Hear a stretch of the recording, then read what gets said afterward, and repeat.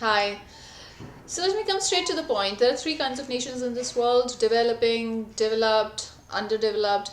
As for the developed nation, there are three or four things that are responsible for their growth. First, they are fortunate to have access to a lot of resources. They are usually, most of the developed nations are usually, they have a rich resource of minerals. So they are a huge country in terms of area, and some of them they are not huge, but they have a rich resource still.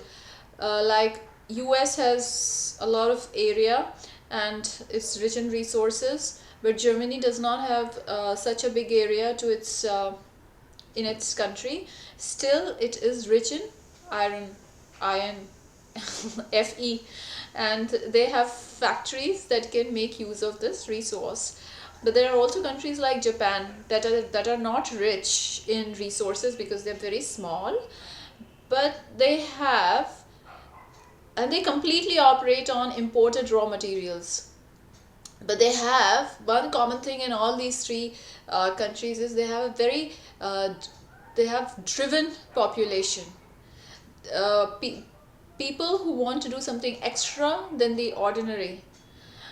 The people who want to find innovative ways of doing things, of making improvements. So this is what you would see in a loud and clear way in Japan.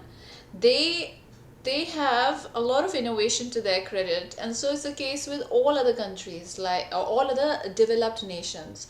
So one common point is you ace human resource. They are skilled, they are eager to learn more, they are they do there is a lot of innovation in the system, and of course, as I talked about, they are fortunate also.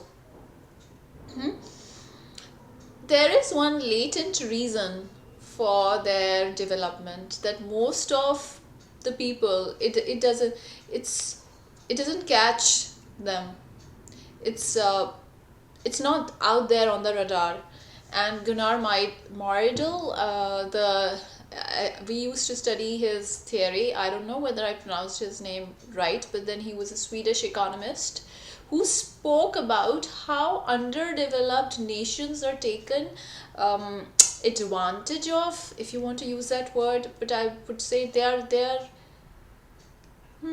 in lack of a better word, taken advantage of by the developed nations, because these underdeveloped nations are not able to progress on their own. So what the developed nations do, they come into their country, and in guise of, I'll use the word guise, and why am I using it, I'll tell you in a while.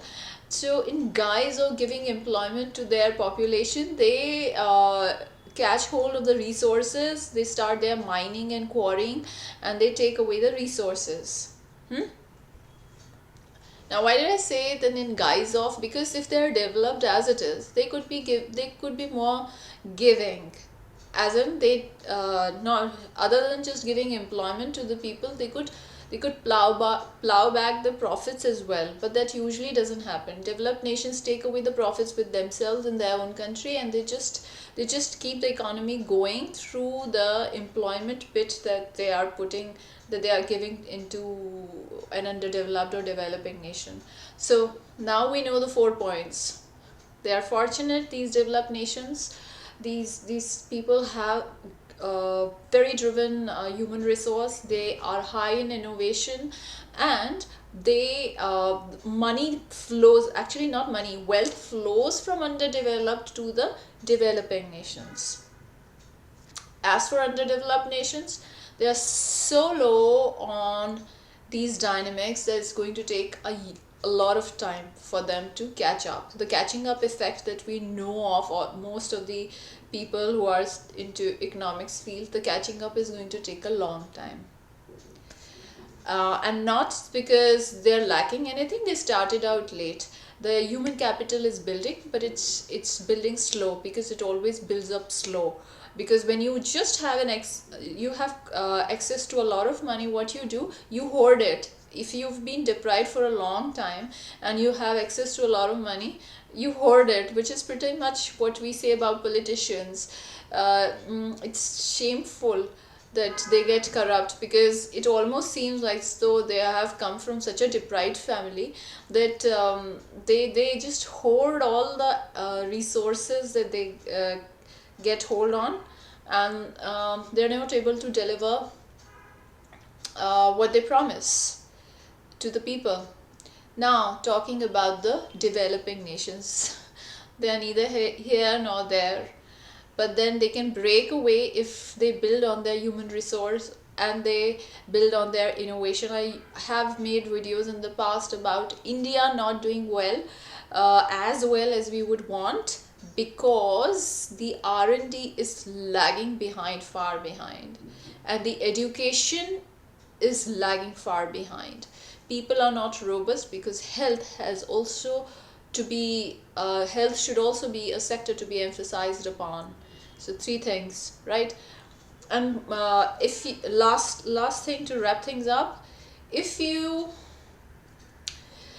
see how are the booms, the economic booms brought about in different countries, you'll notice all the times that developing nations have experienced boom is after the developed nations have experienced economic boom. So they have a lot of very vibrant economic activity going on in their country. There is good flow of money is moving around, is circulating. So the enterprising people there, they feel that where else can we invest this money into?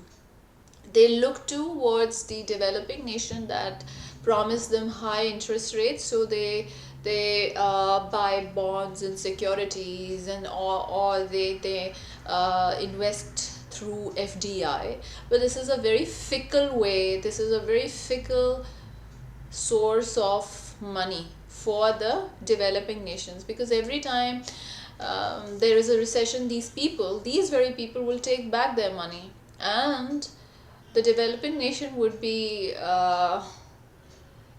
stripped off with all its all the money that they were feeling good about. So boom is just an eyewash. Is that the word? I mean, it's more of a illusion for the developing nation. It's never a boom because they've done something so extraordinary. It's always a boom because lot of FDI has come. So even in India, all the economic booms that we have experienced, it's because a lot of FDI has come into the country, and suddenly when it goes back, we are talking about recession.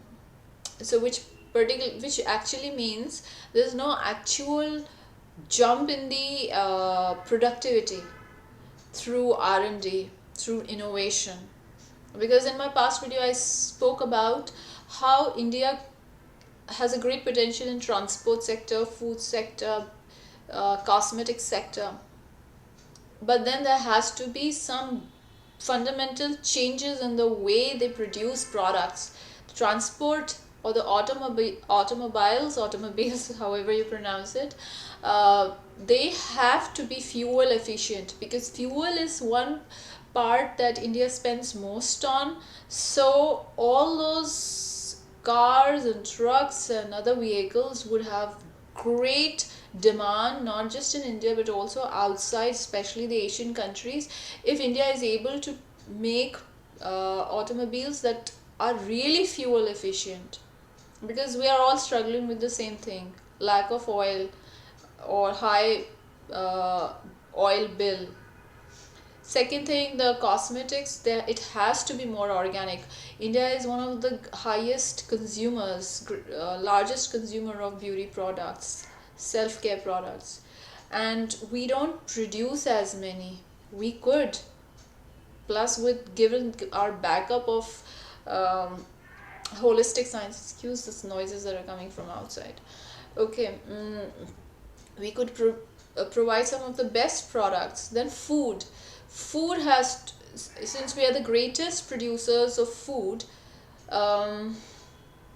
export has to develop in processed food which are very nutritious. In fact, it should score grade higher than the all other nations, then only you'll be able to make your mark. Now, talking about the booms and the economic booms in the developed nations, they are managed to get a lot of vibrance. They get the zest in their economy because of some breakthrough invention or discovery. They are able to, or technology. So this is the reason, usually this is the reason, like why they suddenly experience a very vibrant economy, a lot of robust economic activity going on. So this could be a takeaway for the developing nations, that we are riding high on the boom of the developed nations, and as soon as they take away their money back, where will be? That's pretty much it. Bye bye.